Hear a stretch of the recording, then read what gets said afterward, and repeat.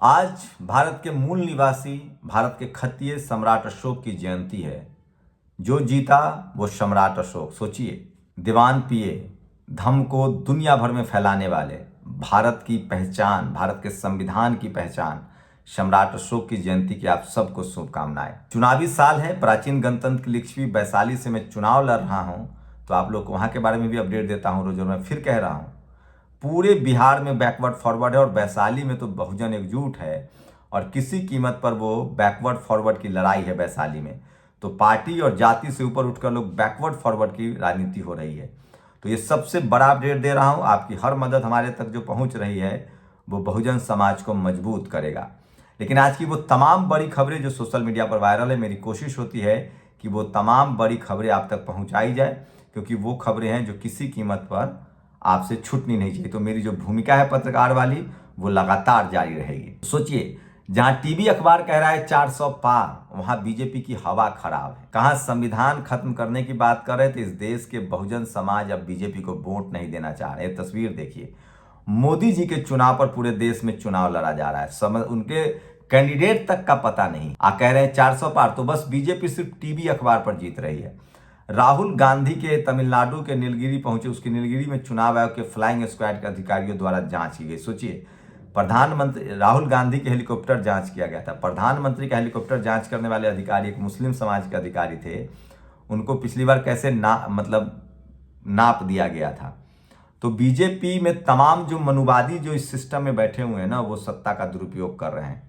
तो राहुल गांधी का हेलीकॉप्टर तो चेक कर लिया, क्या 2024 के चुनाव में प्रधानमंत्री नरेंद्र मोदी का हेलीकॉप्टर चेक करने की हिम्मत है किसी अधिकारी में? याद करिए, 2019 के लोकसभा चुनाव के दौरान उड़ीसा के संबलपुर में आईएएस अधिकारी मोहम्मद मोहसिन ने प्रधानमंत्री मोदी का हेलीकॉप्टर चेक किया, तो उन पर अनुशासनात्मक कार्रवाई करते हुए उनका निलंबन कर दिया गया था। कर्नाटक कैडर के आईएएस अफसर मोहम्मद मोहसिन ओडिशा में पर्यवेक्षक बनाकर भेजे गए थे। क्या यह संभव है 2024 में चुनाव में प्रधानमंत्री प्रत्याशियों के लिए सरकारी हेलीकॉप्टर में चुनावी चंदे वाली नकदी छुपा के लेके जा रहे हैं? बड़ा सवाल है कि क्या मोदी कानून के ऊपर है? उनका हेलीकॉप्टर चेक करने वाले अधिकारी का निलंबन कर दिया जाएगा? ये सबसे बड़ी खबर है जो आज सोशल मीडिया पर वायरल, और इसलिए मैं कहता हूं सोशल मीडिया ही सच्चा मीडिया है, सोशल मीडिया ही बहुजन मीडिया है। तो 400 पार एक छलावा है, झूठ है, कुछ नहीं होने जा रहा है। आप गांठ बांध लीजिए, 400 तो दूर की बात है, 150 तक के सीमित होंगे। इसलिए बहुजन समाज बहुजनों को चुने। और फकीर आदमी पर एक्सटॉर्शन, सोचिए किस तरह से बीजेपी ने इतना पैसा झोंका है एडवर्टीजमेंट में कि आप कल्पना नहीं कर सकते। लेकिन सवाल है कि पैसा से तो चुनाव होता नहीं है, जनता को वोट देना है। बहुजन बीजेपी से इस कदर नाराज है। और बीजेपी के रवि किशन, सोचिए ब्राह्मण समाज से आते हैं रवि किशन, एक महिला सामने है और उनका कहना है कि उनकी दूसरी पत्नी है और उनकी बेटी है और उसको वो अधिकार नहीं दे रहे। तो ये रवि किशन है। रामदेव यादव को लगातार सुप्रीम कोर्ट से डांट फटकार पड़ रही है। रामदेव यादव लगातार माफी मांग रहे हैं, क्योंकि रामदेव यादव है तो उनको माफी नहीं मिल रही। लेकिन सवाल है कि सोचिए, दलित पिछड़े अल्पसंख्यकों को सोचना होगा, बहुजनों को, कि आप अगर ओबीसी हैं तो ओबीसी की बात कीजिए। रामदेव बाबा लगातार कह रहे थे कि मैं ब्राह्मण हूं और उनको फटकार लग रही है। तो इसलिए मैं कह रहा हूं कि बहुजन समाज की ताकत बनते रामदेव बाबा, तो आज उनकी ये दुर्दशा न होती। और मैं इसलिए कह रहा हूं कि बहुजन समाज के लोगों को सुप्रीम कोर्ट, हाई कोर्ट में बहुत ज्यादा दर्द झेलना पड़ता है। बीएसपी सुप्रीमो मायावती के चुनाव प्रचार ने इतना जोर पकड़ लिया है कि आप कल्पना नहीं कर सकते हैं। वो लगातार यूपी में चुनाव प्रचार कर रही हैं, आकाश आनंद मायावती जी, और बीजेपी पर जमकर हमला बोल रही हैं। और ये वीडियो देखिए जो आपने मोन्टाज में देखा, किस तरह से बीजेपी नेता जूतम पैजार कर रहे हैं। ये अमेठी का वीडियो है, जहां घोषणा पत्र को लेकर प्रेस कॉन्फ्रेंस थी। वहां बीजेपी के नेता एक दूसरे को कुर्ता फाड़ने में लग गए। तो ये है बीजेपी की हकीकत। टीवी अखबार के अलावा बीजेपी कहीं नहीं जीत रही है। और बीजेपी को अब नीतीश कुमार नहीं, नीतीश कुमार का वोट चाहिए। सोचिए, आज पहली बार प्रधानमंत्री की गया और पूर्णिया रैली में मुख्यमंत्री नीतीश कुमार जी नहीं पहुंचे। सूत्रों के अनुसार विगत 2 रैली में मुख्यमंत्री के आचरण से प्रधानमंत्री मोदी असहज थे, इसलिए उन्होंने आने से मना कर दिया है। तो ये बड़ी खबर बता रहा हूं नीतीश कुमार को। क्या नीतीश कुमार को ह्यूमिलिएट किया जा रहा है? ये सबसे बड़ा सवाल है। सोचिए चिराग पासवान से क्या होगा। तो आप बीजेपी में जाने से पहले हजारों बार सोचिए। ये बड़ी खबर है जो मैं आपको बता रहा हूं, सोशल मीडिया पर सबसे ज्यादा वायरल है। तो किसी भी कीमत पर बीजेपी बहुजनों के लिए तो बिल्कुल फायदेमंद नहीं है।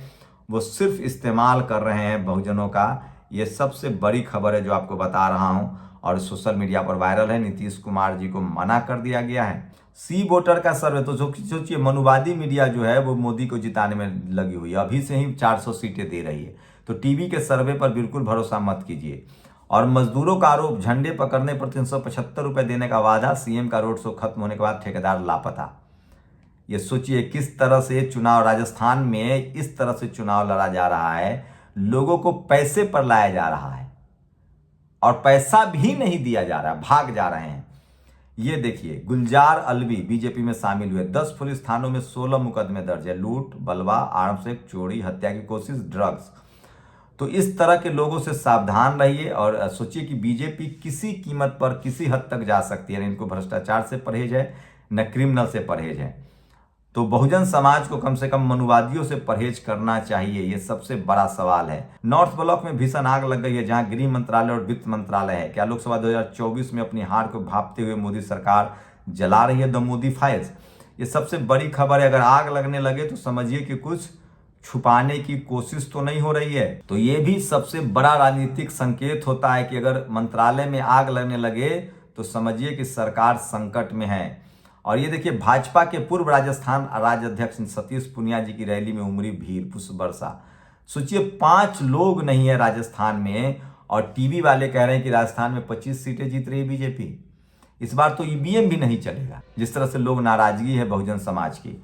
और ये स्मिता प्रकाश है ये नहीं वाले, महंगाई पर 0 सवाल, बेरोजगारी पर 0 सवाल, किसान पर 0 सवाल, डॉलर पर 0 सवाल, तेल की कीमत पर 0 सवाल, मजदूरों पर 0 सवाल। तो सोचिए किस तरह की पत्रकारिता हो रही है। तो टीवी अखबार के अलावा नरेंद्र मोदी, बीजेपी कहीं नहीं जीत रही, लेकिन बहुजन समाज को सचेत होना पड़ेगा। ये देखिए निरहुआ ने जिस तरह के अपमानजनक शब्द बोले हैं, उनको लेकर भी लगातार वो सोशल मीडिया पर ट्रोल हो रहे हैं और वो कह रहे हैं कि वीडियो वायरल करने वाले को धमकी दे रहे हैं। और सोशल मीडिया पर सबसे बड़ी खबर है। और सोचिए आज इंडियन आर्मी में 12 लाख नौकरियां हैं, केंद्रीय सुरक्षा बल में लगभग 1,63,000 और 3,13,000 मतलब 4-5 लाख नौकरियां हैं। बीएसएफ में 2,65,000, असम राइफल में 65,000, आईटीबीपी में 90,000, सशस्त्र बल में 94,000। तो सोचिए किस तरह से इन नौकरियों में बहुजन समाज को बाहर करने की कोशिश है और इसलिए अग्निवीर लाया जा रहा है। तो बहुजन समाज के लोग सचेत हो, इस सरकार को बदलो और संविधान विरोधी। सोचिए इस देश में सवर्ण समाज के लोग किसी पार्टी से जीते, जब संविधान बदलने की बात आएगी तो वो उसी के साथ खड़े होंगे। दलित पिछड़ों का एक वोट भी अगर भाजपा या एनडीए को गया तो संविधान बदलने में योगदान होगा। सोचिए प्रशांत कनौजिया ने बीजेपी से गठबंधन में जाने की वजह से लोक दल जो जयंत चौधरी की पार्टी है उसका साथ छोड़ दिया। चौधरी चरण सिंह के विचारों से जयंत चौधरी भटक रहे हैं और संविधान की तरफ आंख उठाकर भी देखा तो इस देश के दलित, पिछड़ा और गरीब लोग मिलकर आंख निकाल लेंगे, लालू जी ने कहा है। लेकिन उन्होंने टिकट नहीं दिया है वैशाली से बहुजनों को, इसलिए बड़ी नाराजगी है। और अब थोड़ा सा मैं अपने चुनाव के बारे में बात करूं, आप लोगों ने जिस तरह का समर्थन दिया है मुझे बिल्कुल इसकी उम्मीद नहीं थी।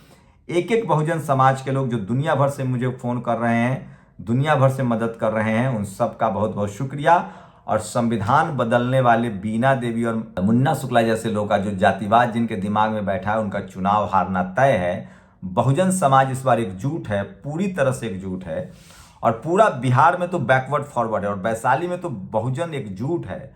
वैशाली का पूरा चुनाव बैकवर्ड फॉरवर्ड पर है। नीतीश जी ने जितने सवर्ण समाज को टिकट दिया वो हारते दिख रहे हैं, लालू जी ने जिनको टिकट दिया वो भी हारते दिख रहे हैं, चिराग पासवान ने जिसको टिकट दिया वो हारते हुए दिख रहे हैं। तो वैशाली में तो बैकवर्ड फॉरवर्ड बन चुका है। एक भी बैकवर्ड समाज के लोग चाहे वो किसी समुदाय से हो बिल्कुल तैयार नहीं है मुन्ना शुक्ला को वोट देने के लिए और बीना देवी को वोट देने के लिए। तो आपकी छोटी छोटी मदद जो है वो मदद करेगी और वैशाली का चुनाव आपको चौंकाने वाले नतीजे देगा। न बाहुबल न धनबल, इस बार बहुजन। और वैशाली का चुनाव बैकवर्ड फॉरवर्ड पर है, बिहार का चुनाव बैकवर्ड फॉरवर्ड है और पूरे देश में बैकवर्ड फॉरवर्ड का चुनाव है। नरेंद्र मोदी के खिलाफ सबसे ज्यादा बैकवर्ड लोग हैं और उनको लगता है कि बीजेपी जीत के आई तो संविधान बदल देगी। बहुजन समाज के लोगों से अपील है कि अगर बीजेपी में भी तमाम राज्यों में जहां बैकवर्ड समाज के लोग चुनाव लड़ रहे हैं, अगर बीजेपी ने सवर्ण समाज को टिकट दिया तो बैकवर्ड को जिताइए।